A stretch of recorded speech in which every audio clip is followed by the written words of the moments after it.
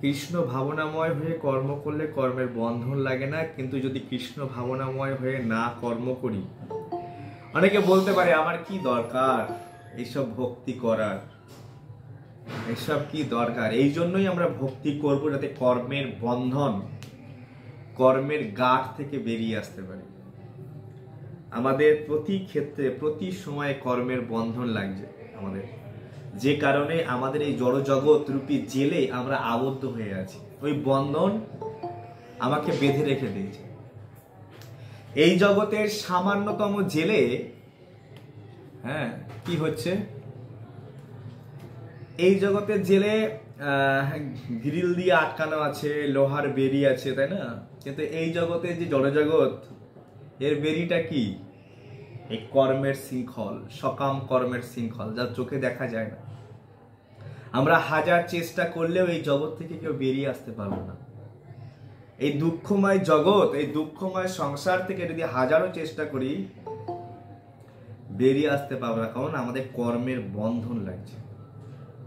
আমরা সকাম কর্মী, অর্থাৎ কালকে বুঝিয়েছিলাম সকাম কর্মী কারা, অর্থাৎ কর্মী কারা, কর্ম এবং বিকর্ম, পাপ কর্মী। প্রতিনিয়ত পাপ কাজ করছি আমরা, বিকর্ম, শাস্ত্রের নির্দেশকে, রুলসকে ভেঙে দিচ্ছি, যে কারণে আমাদের বন্ধন লাগে। আর এই বন্ধনের কারণে বারংবার এই জগতে আমাদের ফিরে আসতে হচ্ছে। তাই মহাত্মারা এই কর্মের বন্ধনে আবদ্ধ হতে চায় না। মহাত্মা ব্যক্তিগণ এই কর্মের বন্ধন থেকে ছুটকারা পাওয়ার জন্য, ছুটি পাওয়ার জন্য তারা কি করে? সর্বোত্তম প্রয়াস করছে কিভাবে আমরা এই কর্মের বন্ধন থেকে বেরিয়ে আসতে পারি। বড় দুর্ভাগ্যের বিষয় হচ্ছে এটা, এইগুলো নিয়ে আমরা চর্চাই করি না। অনেকে জানেই না কর্মের বন্ধন কি। আরে বন্ধন আবার কি? ঠিক আছে, এই জগতে লোহার বন্ধন যদি কেউ বাধা থাকে, ঝালাই দিয়ে রড দিয়ে কেটে বেরিয়ে চলে আসতে পারবে। এই জগতে বড় বড় রশির বন্ধন হলে মানুষ ছিঁড়ে বেড়ে আসতে পারবে। কিন্তু এই যে এমন সূক্ষ্ম বন্ধন, এই গন্ধন থেকে কেউ বেরিয়ে আসতে পারছে না। এই জন্য আমাদের কি করতে হবে? এই জন্য আমাদের এই সাধু, শাস্ত্র, গুরু বাক্যকে শিরোধার্য করে আমাদের এই ভগবত সেবা করতে হবে। যদি আমরা এই ভগবত সেবা করি, তাহলে আমরা এই বন্ধন থেকে বেরিয়ে আসতে পারবো। আচ্ছা, অনেকে বলে, কালকে পড়াচ্ছিলাম, আমি তো ভালো মানুষ, কিন্তু আমার কেন এত কষ্ট পেতে হচ্ছে? বলে না অনেকে, আমি এত দুঃখ কেন পাচ্ছি? তো এটাকে আমরা কি বলবো? কালকে কি বলেছিলাম, কার মনে আছে? আমি ভালো মানুষ হওয়া সত্ত্বেও আমার কেন দুঃখ পেতে হচ্ছে?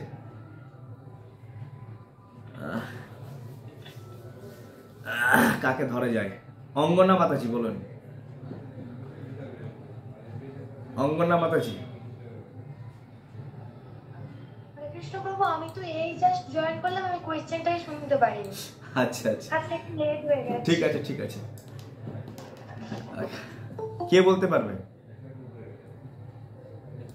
হরে কৃষ্ণ বলবো প্রভু? বলুন। আমাদের দুঃখ এই কারণে, মাছ যেমন জল ছাড়া মাছ থাকতে পারে না, আর মানুষের দুঃখ, মানুষ ধর্ম ছাড়া যখন গীতা ভাগবত মানে না, কোনো শাস্ত্র মানে না। আমি এটাও প্রশ্ন করিনি, এটা একটা আছে, কিন্তু এটা না। আমি বলেছিলাম যে ভালো মানুষ হওয়া সত্ত্বেও, যে আমি এই জীবনে কোনো পাপ করিনি, কিন্তু আগের জন্মের পূর্বকৃত কর্মের ফলে দুঃখ ভোগ করতে হয়। আমাদের যেমন এই মাসের বেতন সামনের মাসে গিয়ে পাই, আমাদের পূর্ব কর্মের যেই ফলটা, সেই ফলটা আমাদের এই জন্মে ভোগ করতে হচ্ছে। এই জন্য আমাদের। আর কে বলবে? হরি বল। ধন্যবাদ। কৃষ্ণ প্রভু, আমি বলবো? বলুন। আপনি একবার একটা উদাহরণ দিয়ে বুঝিয়েছিলেন। ধরুন, এক বছর আমাদের ফসল খুব ভালো হলো, আর যে বছর আমাদের ফসল খুব ভালো হলো, আমরা সেই ফসলটা সঞ্চিত করে রাখলাম। তারপরের বছর ধরুন খুব ফসলটা খারাপ হলো, সেটা আমরা রাখলাম। তারপরের বছর ধরুন আবার খারাপ হলো, আবার ভালো হলো, আমরা সেটাও রাখলাম। তো আমরা যখন নিতে যাব, ফার্স্টে আমরা ভালোটা পাবো, তারপর খারাপটা পাবো, তারপর আবার ভালোটা পাবো। আমাদের কর্মফলটা ভগবান ঠিক তেমন ভাবেই দেয়। আমরা ভালো কর্ম করছি বা ভালো মানুষ, তার মানে এই নয় যে আমার সাথে সবকিছু হঠাৎ করে ভালো হয়ে যাবে। আমি ভক্তি করছি মানে আমার সাথে একেবারে ভালো কিছু হবে এমনটাও নয়। আমাদের কর্মফল আগের থেকে তো হয়ে আসছে, মানে শিডিউল ওয়াইজ হবে। দেন আমরা ভালো ফলটা, এই ভক্তি ফলটা আমরা অবশ্যই পাবো, কিন্তু আমাদের যখন সময় হবে ভগবান আমাদের ঠিক সময় অনুযায়ী ঠিক মানে ঠিক জিনিসটা দিয়ে দেবে। তাই মানে ভালো কিছু করলেই হঠাৎ করে ভালো কিছু হবে, খারাপ কিছু করলেই হঠাৎ করে খারাপ কিছু হয়ে যাবে এমনটা নয়। ধন্যবাদ। প্রণাম। আমি গতকাল বলেছিলাম যে জমিতে যেরকম বীজ রোপণ করা হবে, যদি পাপ কর্মের বীজ রোপণ করি সেটা তৎক্ষণাৎ ফল প্রদান করে না। আর অনেকে বলে আমি এত ভালো কাজ করছি এই জীবনে কই ফল পাচ্ছি না, তো এত সাধু হলাম, ভক্ত হলাম, এত ভদ্রভাবে চলি কই না, এত ভালো জীবন করছি, ভালো কর্মের বীজ রোপণ করছি, রেজাল্ট পাবো। ভালো কর্ম করার সঙ্গে সঙ্গে যেমন ভালো ফলটা সঙ্গে সঙ্গে পাওয়া যায় না, ঠিক তেমনি খারাপ কাজ করার সঙ্গে সঙ্গে খারাপের ফলটা পাওয়া যায় না। সেটা আমি 1 জীবন, 10 জীবন, 5 জীবন, 50 জীবন পরেও পেতে পারি। কোনো কর্মের ফল ইনস্ট্যান্ট দিয়ে দেয়, ইনস্ট্যান্ট ও রেজাল্ট পেয়ে যায়, দুমদাম জেলে বন্দি হয়ে যাচ্ছে, দুমদাম ওর খারাপ সিচুয়েশন তৈরি হয়ে যাচ্ছে ইনস্ট্যান্ট। যেমন দেখবেন শাক, লতা পাতা খুব দ্রুত সবজি পাওয়া যায়, শাক। আবার যদি আম খেতে চান সঙ্গে সঙ্গে আম পাবেন না, আমটা অনেক লেট হয়, তাই না? তো ঠিক তেমনি এই কর্মের ফল, আজকে আমি একটা পাপ কাজ করলাম, এর রেজাল্ট আমাকেই পেতে হবে, এর ফল আমাকেই খেতে হবে। আজকে আমি জমিতে বপন করে রাখলাম, আমার কর্মের ভূমিতে, আমার কর্মের ভূমিতে ওই পাপ বীজ রোপণ করে রাখলাম। এই জীবনেও পেতে পারি, নাও পেতে পারি। এই জন্য ভগবদ গীতার মধ্যে বলছে কর্ম না অহনা গতি। কর্মের গতি কখন কিভাবে আসবে এটা কেউ বলতে পারে না। যেমন একবার মান্ডব্য ঋষি, আপনারা জানেন মান্ডব্য ঋষিকে শুলে চড়ানো হয়েছিল। এক সময় চোরেরা চুরি করে মান্ডব্য ঋষির ঘরে গিয়ে লুকিয়েছিল। আর রাজা ঘুরতে ঘুরতে ঘুরতে ঘুরতে মান্ডব্য ঋষির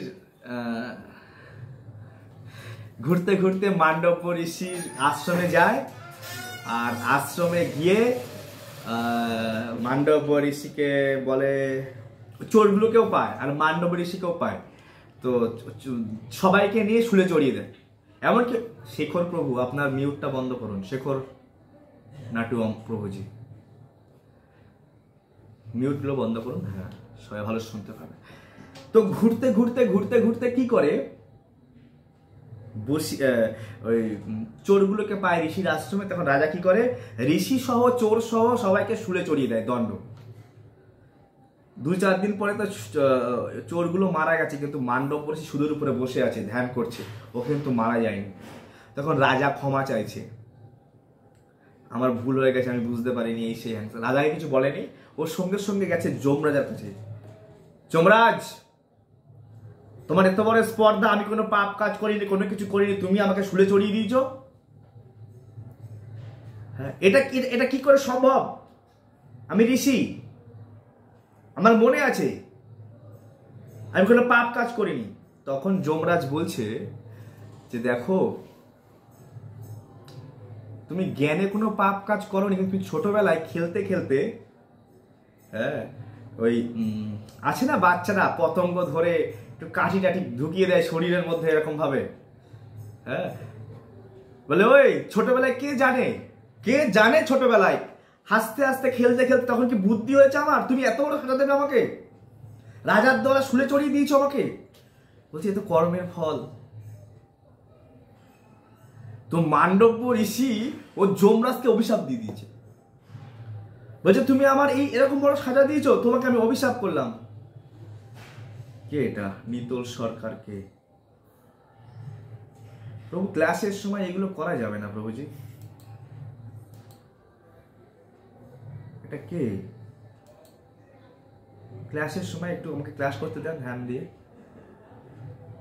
হরে কৃষ্ণ কৃষ্ণ কৃষ্ণ হরে হরে, হরে রাম রাম রাম হরে হরে। তুমি আমাকে শুলে চড়িয়ে দিয়েছো, যাও, তোমার এই পজিশনে থাকাই তোমার যোগ্য, তুমি শূদ্রের ঘরে জন্মগ্রহণ করো, যাও। পরের জীবনে বিদুর হয়ে জন্মগ্রহণ করলো। ও শূদ্রের ছেলে, কে? সাক্ষাৎ যমরাজ। হ্যাঁ, তো এইরকম। তো ওই মান্ডব্য ঋষি খেলতে খেলতে ছোট পতঙ্গের মধ্যে একটা কাঠি ঢুকিয়ে দিয়েছিল, যার কারণে শুলে চড়তে হয়েছে। তাই কর্মের ফল এমন না যে মুনি ঋষি হলেও ছাড়পাত্র পেয়ে যাবে। ও তো মুনি ঋষি ছিল বলে মরেনি, কিন্তু চোরেরা মারা গেছে, ঠিক আছে। কিন্তু কর্মের ফল ভক্তি জীবন করলে কি হয়, অনেক কমে যায়। অনেক, কারণ হয়তো অ্যাক্সিডেন্টে পা কেটে পড়ে যাবে, হয়তো একটু পেরেক ফুটবে, বা একটুখানি আঁচড় লাগলো, হোঁচট খেয়ে পড়ে গেল, বৃহৎ জিনিস কমে। কারণ ভক্তি জীবন করছে, কর্মের প্রারব্ধ কর্ম অনেক কমে আসে।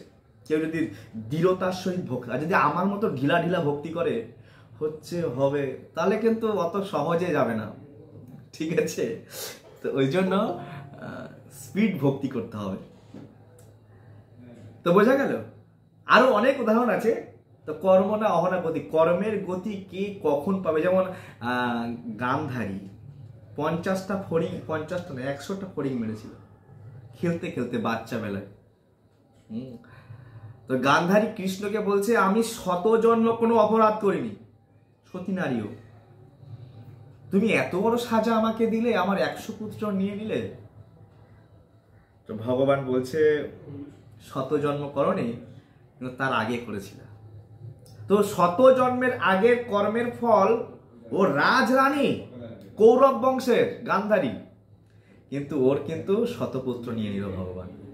ভগবান বলছে, আমি পারলে পারতাম তোমাকে প্রতি জন্মে জন্মে একটা করে পুত্র শোক দিতে, কিন্তু তুমি সতী নারী, আমি চাই না তোমাকে প্রতি জন্মে জন্মে একটা করে সন্তান হারা করতে। ওই 100 পুত্র শোক যা, একটা পুত্র শোক তাই। তাই আমি একেবারেই তোমার সমস্ত কর্মফল ফিনিশ করে দিলাম। তাই কর্মের গতি থেকে কেউ বেরোতে পারবে না। এই জন্য খুব সাবধান। আমি যেমন কর্ম করব, নিউটনের 3rd ল, একটা বলকে দেয়ালের মধ্যে ফেললে ঠিক রিটার্ন আমার কাছেই আসবে, ঠিক তেমনি শ্রীমদ্ ভগবদ গীতা আমাদেরকে শেখাচ্ছে যে কেমন কর্ম কৌশল করা উচিত। তো যাই হোক, আজকে আমরা পড়ব 4র্থ অধ্যায়। সবাই আজকে আমরা পড়ব কি 4র্থ অধ্যায়। সবাই ধ্যান দিয়ে গীতা, শ্রীমদ্ ভগবদ গীতা বের করুন, তাহলে 4র্থ অধ্যায় বুঝতে পারবেন। প্রণাম, দণ্ডবাদ প্রণাম। বলুন।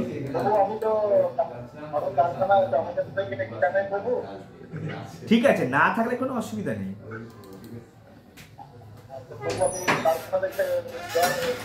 কোনো অসুবিধা নেই, আপনি মিউট করে দেন, শুনতে থাকুন, কোনো অসুবিধা নেই। ঠিক আছে। তো 4র্থ অধ্যায় জ্ঞান যোগ। ভগবদ গীতা অ্যাজ ইট ইজ, ছিল প্রভুপাদের অশেষ অনুকম্পাতে আজ আমরা গৃহে বসে কত সুন্দর ভগবদ গীতার কোর্স করছি, তাই না? হিস্ট্রি অফ ভগবদ গীতা। তো যখন ভগবান কৃষ্ণ অর্জুনকে জ্ঞান দিচ্ছে, হ্যাঁ, তো ভগবান অর্জুনকে বলছে, অর্জুন জানো এই জ্ঞান কিভাবে এসছে এই জগতে? হ্যাঁ, ইমম বিবস্বতে যোগম প্রকৃতবানহম অব্যয়ম বিবস্বান মনবে প্রাহ মনোর ইক্ষাকো প্রহে ব্রবীত। তো দেখুন কিভাবে এই জ্ঞানটা এসছে। ভগবদ গীতা যে আমরা পড়ছি, এটা তার আপনা আপনি সৃষ্টি হয়নি। এই জ্ঞানটা কিভাবে এসছে ভগবান বলছেন। শ্রী ভগবান উবাচ, পরমেশ্বর ভগবান বললেন যে আমি এই জ্ঞান প্রথমে সূর্যদেবকে দিয়েছিলাম। সূর্যদেবের কি নাম? বিবস্বান। এই অব্যয় নিষ্কাম কর্মযোগের জ্ঞানযোগ বলেছিলাম। সূর্য সেটা কি করেছিল? মানব জাতির জনক মনুকে বলেছিল, মনু তা ইক্ষাকুকে বলেছিল। এইভাবে এই পরম্পরার মাধ্যম দিয়ে এই জ্ঞান এই জগতে এসেছে। এমন না এই জ্ঞান হুট করে এসছে। বলছে অর্জুন জানো এই জ্ঞান যে পরম্পরায় আসছিল, হ্যাঁ, ভগবান প্রথমে এই জ্ঞান দিয়েছে সূর্যদেবকে, সূর্যদেবের থেকে মনু ইক্ষাকু পরম্পরায় আসছে। কিন্তু কি হয়, এবং পরম্পরা প্রাপ্ত ইমাম রাজস্ব বিদুষ কাল নেহ মহতা জগনষ্ট পরন্তব, এই জ্ঞান আস্তে আস্তে একটা সময় কালের প্রভাবে, হ্যাঁ, এই জ্ঞানটা পরম্পরার মাধ্যমে রাজর্ষি রাজ ঋষিরা কারা করতেন এই জ্ঞান, বড় রাজর্ষিরা এই জ্ঞান লাভ করেছিলেন। বড় রাজ ঋষিরা, রাজারা এই সমস্ত জ্ঞান নিয়ে রাজ্য পরিচালনা করতেন এই সদ্গুণের মাধ্যম দিয়ে। কিন্তু কালের প্রভাবে এই জ্ঞানটা ছিন্ন হয়েছিল, পরম্পরা ছিন্ন হয়েছিল। এই সেই যে যোগ, সেই যোগটা নষ্ট হয়ে গেছিল কালের প্রভাবে। দেখেন এখানে দেখিয়েছে কিভাবে বৈদিক জ্ঞান, ভগবান ব্রহ্মা থেকে নারদ থেকে ভক্তিবেদ কিভাবে আমাদের কাছে এসেছে। দেখুন এই পরম্পরার মাধ্যম দিয়ে এই জ্ঞানটি আমাদের কাছে এসেছে, সবাইকে মনে রাখতে হবে। এই জন্য বলা হয় যে গুরু পরম্পরা ধারায় শুনতে হবে। কেন? যে জ্ঞানটা গুরু পরম্পরা থেকে এসছে। যে জ্ঞান হট করে একটা মার্কেটে একটা লোক চলে আসলো আর হুট করে একটা কথা বলে দিল, তার কথা গ্রহণযোগ্য হবে না। আপনারা সবাই দেখতে পাচ্ছেন স্ক্রিনটাকে? হরে কৃষ্ণ। আচ্ছা, স্ক্রিন দেখতে না পেলে আমাকে বলবেন। হ্যাঁ, তো সবাই আশা করি দেখতে পাচ্ছেন কিভাবে সেই বৈদিক জ্ঞান ব্রহ্মা থেকে নারদ থেকে, হ্যাঁ মিউট করে দেন, কিভাবে আমাদের কাছে এসে পৌঁছেছে। এমন না মার্কেটে এসে দীনকৃষ্ণ ঠাকুরের মতো এরকম অনেক কলিযুগে জন্মাবে, যার কোনো গুরু পরম্পরা নেই, যার কোনো আদর্শ সেই ভগবত তত্ত্ব জ্ঞান নেই, সে এসে কীর্তনের আসরে কীর্তন শুনিয়ে যাবে আর আমরা হা করে বসে থাকবো তার কীর্তন শোনার জন্য। কলিযুগের মানুষ কতটা মূঢ় ব্যক্তি হয়ে গেছে। ন্যূনতম জ্ঞান থাকা উচিত। এই যে সমস্ত কীর্তনিয়া বলো, পাঠক বলো, তাকে জানা উচিত ভাই তুমি কোন পরম্পরা থেকে এসছো, তোমার কি পরম্পরা ঠিক আছে কিনা। তা না হলে ওই জ্ঞানটা থার্ড ক্লাস জ্ঞান। সুমিতা মাতাজি মাইকটা অফ করুন, মাইকটা অফ। যার মাইক আছে বন্ধ, মাইক বন্ধ করে দেন। তো ওই থার্ড ক্লাস যদি জ্ঞানের ব্যক্তির পাল্লায় পড়ি, তো সে থার্ড ক্লাস জ্ঞান দেবে, ভক্তি তো বরঞ্চ হবে না, ভক্তি নষ্ট হয়ে যাবে। প্রভু শুনতে পাচ্ছি না, সুনিতা মাতাজি মাইকটা অফ করুন না। সুমিতা মাতাজি কে আছেন? মাইক মিউট করে দেন। মিউট হয়েছে মাতাজির?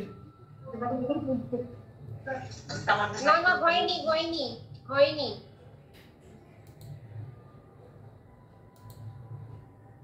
সুমিতা মাতাজি কে আছেন? সবাইকে একটুখানি সিরিয়াস হতে হবে ক্লাসের মধ্যে। হ্যাঁ এখন করেছে প্রভু। সবাইকে যখন আমরা ক্লাস করব তো মনে করতে হবে আমি 5 বছরের বাচ্চা নই যে প্রভু একটা চর থাপ্পড় গালি দেবে, ঠিক করে দেবে।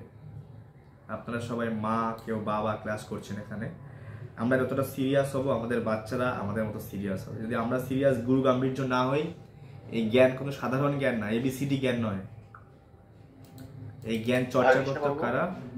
রাজ ঋষিরা। হ্যাঁ প্রভু বলেন। বলছিলাম কালের প্রভাব বলতে প্রকৃতির প্রভাব না সময়ের প্রভাবটা বোঝাচ্ছে? সময়ের প্রভাব। কাল মানে হচ্ছে সময়। মিউট করে দেন। তো এই দেখুন কিভাবে গুরু পরম্পরা ধারায়, আমি আগের দিনও মনে বলেছিলাম আপনাদেরকে যে কিভাবে গুরু পরম্পরা ধারায় এই জ্ঞানটা আসছে। বুঝতে পারছেন? একটা গাছের মধ্যে ফল আছে আর সেই ফলটা একজনা এর হাতে পেড়ে দিচ্ছে, ওর হাতে পেড়ে দিচ্ছে। ঠিক গুরু পরম্পরা মানে এর হাত থেকে এর কাছে, এর কাছ থেকে এর কাছে, এইভাবে আসে। তো স্বয়ং ভগবান কৃষ্ণ তিনি আসলেন ব্রহ্মমধ্য গৌড়ীয় সম্প্রদায়, আর তার থেকে সেখান তিনি দীক্ষা নিয়েছেন ঈশ্বরপুরী থেকে, তার থেকে বিভিন্ন স্বরগোস্বামীগণ দীক্ষা নিয়েছে। এভাবে আমাদের জগন্নাথ দাস বাবাজি, তারপর ভক্তি বিনোদ ঠাকুর, গৌর কিশোর দাস বাবাজি, সরস্বতী গোস্বামী ঠাকুর, প্রভুপাদ, তারপরে প্রভুপাদ, এরকম পরম্পরা ধারায় এই জ্ঞানটি এসছে। হ্যাঁ, আর সেই জ্ঞান আমরা প্রাপ্ত হচ্ছি। এই জন্য গুরু পরম্পরা ধারায় আমাদের জ্ঞান গ্রহণ করতে হবে, তাহলে সেই জ্ঞানটি যথার্থ। যদি তা না হয়, আমরা কি করি, ইউটিউব দেখেই শুরু করে দিই যার তার কথা শুনতে। হ্যাঁ, প্রভুজি আমি শুনলাম মহাপ্রভুকে মেরে দিয়েছে। আরে ভাই, কে সে, কে যে বলেছে, সে জ্ঞান দিয়েছে কে ব্যক্তি? আপনি কেন থার্ড ক্লাস ব্যক্তির কথা শুনবেন? প্রভু আমি শুনলাম এরকম এক্সেট্রা এক্সেট্রা। যারা এই সমস্ত পরম্পরা থেকে কথা না শুনবে, বিভিন্নভাবে ওই ইউটিউবের কথার মধ্যে নাচতে থাকবে, তাদের ভক্তি বিনাশ হয়ে যাবে। এরকম করে অনেকের ভক্তি বিনাশ হয়ে গেছে। এই জন্য যথার্থ জায়গা থেকে ভগবানের কথা শুনতে হবে, যারা গুরু শিষ্য পরম্পরায় এই তত্ত্বজ্ঞানকে লাভ করেছে। তো দেখুন, এটা খুব ইম্পর্টেন্ট জিনিস যেটা আমরা এখন বলতে, সবাই ধ্যান দিয়ে শুনুন। সমস্ত জ্ঞানের উৎসকে সবাই দেখতে পাচ্ছেন এখানে, লর্ড শ্রীকৃষ্ণ। যত রকম জ্ঞান আছে, স্পিরিচুয়াল আধ্যাত্মিক জ্ঞান, সমস্ত জ্ঞানের উৎস হচ্ছে ভগবান। সমস্ত বেদ কার থেকে সৃষ্টি হয়েছে? ভগবান থেকে। গীতা, ভাগবত, সমস্ত জ্ঞানের উৎস ভগবান। ভগবান, সকলে আমার কথা শুনতে পাচ্ছেন ক্লিয়ারলি? হরি বল।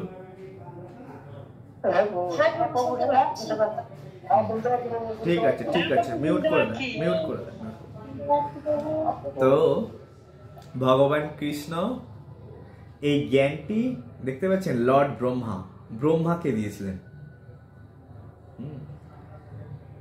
আবার এই জ্ঞানটি ভগবান কৃষ্ণ মা লক্ষ্মী দেবীকে দিয়েছিল। ঠিক এই ভগবত তত্ত্ব জ্ঞান আবার কাকে দিয়েছিল? শিব ঠাকুরকে দিয়েছিল। আবার এই ভগবত তত্ত্ব জ্ঞান চতুষ্কুমার, ব্রহ্মার পুত্র চতুষ্কুমারকে দিয়েছিল ভগবান। এই জগতে এই চারটে জায়গা থেকে জ্ঞান এসছে। ভগবান ব্রহ্মাকে জ্ঞান দিয়েছে ব্রহ্ম সম্প্রদায়, এটা সবাইকে জেনে রাখা উচিত। ভগবান মা লক্ষ্মীকে জ্ঞান দিয়েছেন শ্রী সম্প্রদায়। দেখবে শ্রী সম্প্রদায়ের লোক সাউথ ইন্ডিয়ায় বড় বড় করে তিলক করে, মোটা মোটা করে। রামানুচার্য, এই যে রামানুচার্য, আর এই মাধবাচার্য। হ্যাঁ, এই যে আমরা যে পরম্পরা ধারায় আছি, আমাদের যে জ্ঞান, হ্যাঁ, এই জ্ঞানটি একশিদা ব্রহ্মা আকাশ থেকে আস্তে আস্তে এই মাধবাচার্য এই জ্ঞানটিকে বিতরণ করেছেন। এবং এই পরম্পরা ধারায় আমরা আছি। এবং এই পরম্পরা ধারায় পরে ভগবান যখন দেখলো যে এই পরম্পরাটা খুব ভালো প্রচার কাজ চলছে, তখন তিনিও মহাপ্রভু হয়ে এসে এই পরম্পরায় রিফ্রেশ করে তিনি সুন্দরভাবে আবার হরে কৃষ্ণ মহামন্ত্র প্রচার শুরু করে দিলেন। লক্ষ্মী সম্প্রদায় থেকে ইনি রামানুচার্য, হ্যাঁ, ইনি সাউথ ইন্ডিয়ার প্রচার। আর শিব ঠাকুরকে যে জ্ঞান দিয়েছিল রুদ্র সম্প্রদায়, হ্যাঁ, এটা হচ্ছে এটা বিষ্ণু স্বামী ইনি এটাকে লিড দিয়েছেন, হ্যাঁ, এই সম্প্রদায়। আর এই চতুষ্কুমার যে সম্প্রদায়, এই চতুষ্কুমার সম্প্রদায়ের ইনি যে লিড দিয়েছেন নিম্বাকাচার্য। হরে কৃষ্ণ। মহারাজ তো নেই, বলতে পারবো না বাবুজি, মহারাজ আসেনি, আমি সন্ধ্যার সময় দেখিনি। হরে কৃষ্ণ। তো ইনি হচ্ছে নিম্বাকাচার্য, এই ধর্মের লিড দিয়েছেন। এইবার আমরা কোত্থেকে জ্ঞান নেব? এই কলিযুগে আউল বাউল, নেড়া নেড়ি, কর্তা ভজা, এরকম প্রচুর অপসম্প্রদায় আছে। আমি এই ধর্মের লোক, আমি এই ধর্মের লোক, আমি এই চন্দ্রের লোক, আমি ওই ঠাকুরের লোক, আমি ওই নন্দের লোক। আমি কারোর নাম বলছি না, বুঝে নিতে হবে। আমি ব্রহ্মকুমারীর লোক, হ্যাঁ, আমি ওই কি বলবো, আমি রামপাল সন্তের লোক, এক্সেট্রা এক্সেট্রা। ঠিক আছে, তাদের জানতে হবে তাদের জ্ঞান কি ভগবান কৃষ্ণ থেকে ব্রহ্মা সম্প্রদায়ে, না লক্ষ্মী সম্প্রদায়ে, না লর্ড শিব সম্প্রদায়ে, না কুমার সম্প্রদায়ে। না হয় ও রিজেক্টেড পার্সন, থার্ড পার্সন ব্যক্তি। ওর থেকে যে জ্ঞান নেবে তার জীবন কৃষ্ণপদ না হয়ে কি পদ হবে? আর বললাম না কিছু, বোঝা গেল? তো জ্ঞানের সোর্স কোত্থেকে আসছে? জ্ঞানটা আমরা যে আধ্যাত্মিক জীবন করব সেই জ্ঞানটা কোত্থেকে আসছে? বোঝা গেল কিভাবে আসছে এই জগতে? হ্যাঁ, হরে কৃষ্ণ প্রভু। হরে কৃষ্ণ। হ্যাঁ প্রভু, বলছি লক্ষ্মী মাতাকে যে জ্ঞান দিয়েছিল ওইটা কি সম্প্রদায়? ওটা শ্রী সম্প্রদায়। শ্রী, হ্যাঁ, আপনারা সবাই মিউট করে দেন, তাহলে যত প্রশ্ন আছে লিখে রাখেন, পরে করবেন। তো এইভাবে এই জগতে জ্ঞান আসছে। তো এখন এই যে 4টে সম্প্রদায় থেকে যদি কেউ দীক্ষা নেয়, আর 4টে সম্প্রদায় থেকে মানুষ যদি ভগবানের কথা শোনে, গীতা ভাগবতম শেখে, হ্যাঁ, তাহলে সেটা যথার্থ। কি বললাম বুঝতে পারলেন? এই 4টে সম্প্রদায় থেকে যে জ্ঞান গ্রহণ করবে তাদের জ্ঞান যথার্থ জ্ঞান, কারণ এই জ্ঞানটা কৃষ্ণ থেকে আসছে। হ্যাঁ, এই জ্ঞানটা কোত্থেকে আসছে? কৃষ্ণ থেকে আসছে। এছাড়া এই জগতে যত মত, যত পথ, সব আর কি বলবো, আপনারা ভালো বোঝেন, ইন্টেলিজেন্ট পার্সন। তো বিষয়বস্তু হচ্ছে যে এখন আমরা কোন সম্প্রদায়ে যাব? হ্যাঁ, এখন আমরা দেখতে পাচ্ছি সারা বিশ্বে এই যে ব্রহ্ম সম্প্রদায়, লর্ড ব্রহ্মা, আর এই ব্রহ্ম সম্প্রদায়ে মাধবাচার্য লিড দিয়েছেন, এবং এই সম্প্রদায়ে গৌর নিতাই ভগবান এসছেন, এবং এই সম্প্রদায়ে ইসকনের গুরু পরম্পরা সারা পৃথিবীতে প্রচার করছে। হ্যাঁ, তো আমরা এই সম্প্রদায়ে যুক্ত হয়ে ভগবানের এই দিব্য আচার এইগুলো প্রচার হচ্ছে, কিন্তু যেভাবে গৌড়ীয় সম্প্রদায় ব্রহ্মমধ্য এই ব্রহ্মাধারার যে প্রচার চলছে, হ্যাঁ, সেভাবে অন্য কোনো সম্প্রদায় তো প্রচার হচ্ছে না। আমি একবার শুনছিলাম এই লর্ড শিব সম্প্রদায়, ওখানে ওরা খুব ভালো প্রসাদ টোসাদ পাওয়ায়, তো সেভাবে প্রচার নেই, কিন্তু ওরা খুব প্রসাদ টোসাদ খাওয়া দাওয়া খুব ভালোতে, খুব প্রসাদ পাওয়ায়। এরকম অনেক সম্প্রদায় আছে। সাউথ ইন্ডিয়ায় সি সম্প্রদায় আছে, আমার জায়গাগুলো মনে নেই কোন কোন জায়গায় এগুলো বেশি বেশি প্রভাব আছে, কিন্তু সব থেকে বেশি প্রভাব ফেলছে লর্ড এই ব্রহ্মার সম্প্রদায়টা, যে ব্রহ্মাকে জ্ঞান দিয়েছে, ব্রহ্মমধ্য গৌড়ীয় সম্প্রদায়, যেটা আচার প্রচার দুটোই সুন্দরভাবে চলছে এখনো, খুব সুন্দরভাবে। তো যারা এখান থেকে জ্ঞান নেবে, এখান থেকে মন্ত্র নেবে, তারা যথার্থ রাস্তায় আছে। পদ্মপুরাণে একটা শ্লোক আছে, সম্প্রদায় বিহীনা মন্ত্রাস্তে নিষ্ফলা মতা। এই 4টে সম্প্রদায় থেকে যারা নাম নিয়েছে, তাদের সব 4টে সম্প্রদায় বাদ দিয়ে যারা নাম নিয়েছে, তাদের সব নিষ্ফল। সম্প্রদায় বিহীনা মন্ত্রাস্তে নিষ্ফলা মতা, আমি আমার কথা বলছি না, এই পদ্মপুরাণে লেখা আছে। এই 4টে সম্প্রদায় ছাড়া যে যেখান থেকেই শিষ্যত্ব গ্রহণ করুক না কেন, তার সমস্ত শিষ্যত্ব সব শ্রম এবহি কেবলম। হ্যাঁ, কোনো মন্ত্রে কাজ হবে না যদি এই 4টে সম্প্রদায় ছাড়া সে দীক্ষা গ্রহণ করে, শিক্ষা গ্রহণ করে। এই জন্য দীক্ষা নেওয়ার আগে ভেবে চিন্তে দেখতে হবে, আমি ওই ঠাকুরের খিচুড়ি খাওয়ার জন্য ভক্ত হয়ে গেছি, এই করতে গেছি, এক্সেট্রা এক্সেট্রা। নলেজ নেই বলে আমরা এরকম করি। তো এখন আপনারা বলতে পারেন, আচ্ছা আপনারা যে প্রচার করছেন ইসকন, তা আপনাদের গুরু পরম্পরা ঠিক আছে তো? এই দেখুন ইসকনের গুরু পরম্পরা এখানে দেখিয়ে দিয়েছে খুব সুন্দরভাবে। কৃষ্ণ, ব্রহ্মা, নারদ, ব্যাস, মাধব, পদ্মনাভ, নরহরি, হ্যাঁ, এইখানে সব নাম দেওয়া আছে, একটার পর একটা গুরু পরম্পরা। হ্যাঁ, আর এইভাবে আস্তে আস্তে আস্তে আস্তে লর্ড চৈতন্য, তারপরে লর্ড চৈতন্য মহাপ্রভু রূপ গোস্বামীকে শিক্ষা দিয়েছে, স্বরূপ সনাতনকে। হ্যাঁ, তারপর এইভাবে আস্তে আস্তে নরোত্তম দাস, জগন্নাথ দাস বাবাজি, ভক্তি বিনোদ ঠাকুর আস্তে আস্তে আস্তে আস্তে প্রভুপাদের কাছে এসে, প্রভুপাদের কাছ থেকে আস্তে আস্তে আমার পরমারাধ্য গুরু মহারাজ শ্রী জয় পতাকা স্বামী গুরু মহারাজের কাছে এসেছেন, শ্রী শ্রীমৎ জয় পতাকা স্বামী গুরু মহারাজ। আর এইভাবে আমাদের কাছে এসছে। আমরা না বড় পণ্ডিত, বিশেষ করে আমি, না জ্ঞান আছে না বিজ্ঞান আছে, সেই পরম্পরার জ্ঞান, সেই আমাদের পূর্ব আচার্যদের যে জ্ঞান, সেই জ্ঞানটাই আমি দিচ্ছি আপনাদেরকে। এর নিজস্ব কোনো মতামত বা নিজস্ব কোনো ফ্যাক্টরিতে তৈরি করা জ্ঞান নয়। বোঝা গেল? এই জ্ঞানটা পুরো গুরু পরম্পরার মাধ্যম দিয়ে এভাবে এভাবে আমাদের কাছে এসেছে। এটা হচ্ছে যথার্থ জ্ঞান। আর এখান থেকে যারা দীক্ষা নেবে তারা যথার্থ জ্ঞান পাবে। হ্যাঁ, এইভাবে ব্রহ্মমধ্য গৌড়ীয় সম্প্রদায় এইভাবে এসেছে।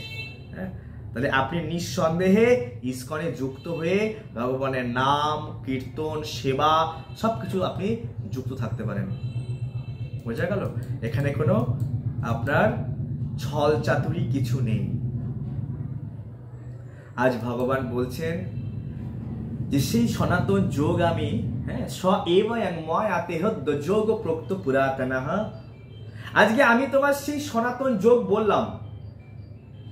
তো মানব কৃষ্ণ জিজ্ঞাসা করছে, আচ্ছা মাধব, তুমি আমাকে কেন এই যোগের কথা বলছো? কি এমন কোয়ালিটি আছে আমার মধ্যে? এই জগতে বড় বড় ব্যক্তি আছে, অনেক বড় বড় ব্যক্তিত্ব, বড় বড় যোদ্ধা, আমাকে কেন তুমি কথা বলছো? তো বলছে ভক্ত হে সিমেচ, ভক্ত হো সিমেচ। তোমার প্রথম যোগ্যতা কি জানো? তুমি আমার ভক্ত। তুমি এই যে তোমাকে আমি আদি পুরাতন সনাতন জ্ঞান, ভগবান একটা জায়গায় বলছেন পরিত্রাণায় সাধনম, হ্যাঁ, ভগবান যদা যদা হি ধর্মস্য গ্লানির্ভবতি ভারত, ভগবান এই জগতে বারবার আসেন ধর্মকে রক্ষা করবার জন্য, সনাতন জ্ঞান দেওয়ার জন্য। ভগবান না হিন্দু ধর্মের জ্ঞান দিতে আসে, না মুসলিম ধর্মের জ্ঞান দিতে আসে, না খ্রিস্টান ধর্মের জ্ঞান দিতে আসে। আমরা হিন্দু নই, আমরা মুসলিম নই, আমরা সনাতন নই। ভগবান এই জগতে কখন আসেন? এমন না যে হিন্দু ধর্মের অধঃপতন হচ্ছে তাই এসছে, না। এমন না যে মুসলিম ধর্মের অধঃপতন তাই এসছে, না। যখন সনাতন ধর্ম, তার ধর্মের যখন সংকট হানি হয় সনাতন ধর্মের উপরে, হ্যাঁ, তখন ভগবান এই জগতে আসেন। তো সেই সনাতন যোগ আমি তোমাকে কেন বলছি জানো? তোমার যোগ্যতা হচ্ছে তুমি হচ্ছে ভক্ত। এখন প্রশ্ন হচ্ছে, যা অনেকে বলে আরে প্রভু গীতা আমি অনেক জানি। যারা ভাববে গীতা আমি জানি, সে কিছুই জানে না। কেউ যদি বলে আমি গীতা জানি, সে কিছুই জানে না। কারণ গীতা জানতে হলে যে যত ভক্ত হবে, এই গীতার এই শ্লোকটাই যে যত তার ভক্তির গভীরতা বাড়বে, সে আজকে একরকম ভাবে আস্বাদন করেছে, কালকে আর এক রকম। ভক্তির যত ডিপ হবে, একই রকম ভাবে তার আস্বাদনও বেড়ে যাবে এক একটা শ্লোকের। হ্যাঁ, তাই অর্জুনকে বলছে তুমি আমার ভক্ত, তাই আমি তোমাকে জ্ঞানটা দিলাম। শুধু ভক্ত নয়, তুমি আমার সখা, আমার আপনজন, প্রিয়জন, তাই তোমাকে আমি এই জ্ঞানটি দিলাম। তাহলে এই জ্ঞানটা নেওয়ার জন্য, এই জ্ঞানকে হৃদয়ঙ্গম করার জন্য কি যোগ্যতা প্রয়োজন? প্রথমত অর্জুন যেভাবে বলেছিল আমি তোমার শিষ্য হলাম, গীতার 2য় অধ্যায় 7 নম্বর শ্লোকে, মাধব আমি তোমার শিষ্য হলাম, তুমি আমাকে জ্ঞান দাও। তাই প্রথমত আমাদের কি করতে হবে? ভগবানের এবং ভগবানের প্রিয় ভক্তের কাছে